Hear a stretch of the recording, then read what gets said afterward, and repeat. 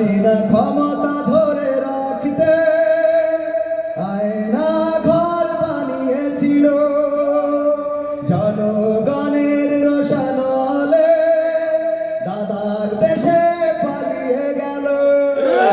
হাসিনা ক্ষমতা ধরে রাখতে আয়না ঘর বানিয়েছিল, জনগণের রোশানো আলোয় দাদার কাছে পালিয়ে গেল।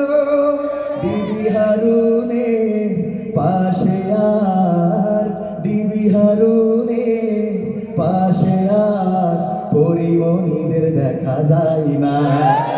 ক্ষমতায় কেউ স্থায়ী হয় না, হোক না সে খালেদা কিংবা হাসিনা, চেয়ারটা চিরকাল থাকে না।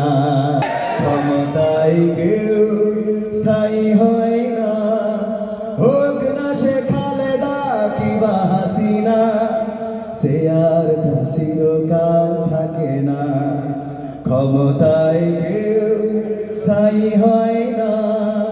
জিয়াউর কেউ তো রাখেনি, মুজিবুর বেশি দিন থাকেনি।